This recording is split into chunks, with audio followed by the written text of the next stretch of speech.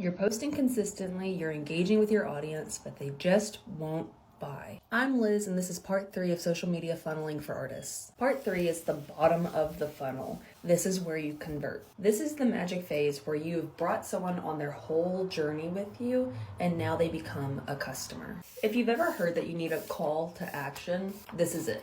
In fact, now that you're learning about it, you're probably going to see it all the time. This is the part where you ask people to that is wrong, to go to your link and to purchase. Or you talk about how they can commission your work. Basically, you tell them exactly how to pay you, whether that's a social payment or a monetary payment. At this point in the journey, it's not going to feel salesy to them. Maybe someone who hasn't seen your other videos yet might interpret it that way, but you are not talking to them. You are talking to the person who's made it all the way down your funnel. Some examples of things that you can say that don't necessarily sound salesy, but they will also lead to sales. You could say, if you go to the link in my bio, there's a free Procreate brush pack.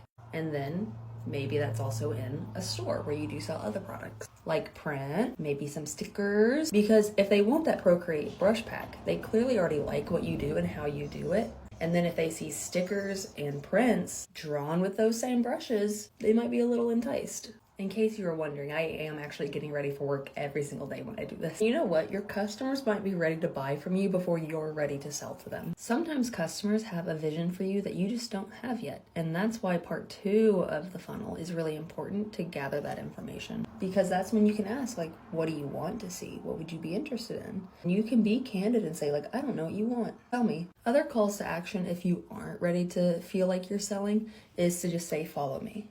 Follow me if you actually want to learn how to use your iPad. Follow me for a chance to be drawn. Follow me to become a better artist. TikTok's also doing this thing right now where they really like reposts and saves. I feel like it's weighted more than almost anything else. So you can tell people to save. First off, you need to have savable content, right? Save to come back when you're ready to draw an eyeball. Save to come back to the squash tutorial when you're ready. Share with your other artist friends. Send this to the person who needs to hear it. Those are all examples of calls to action.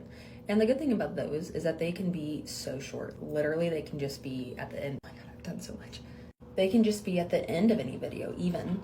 Not your entire video has to be a call to action, and that's actually one of the good things about it. There's one more part to this 4-part series on funneling for artists. Follow if you want to see the next part.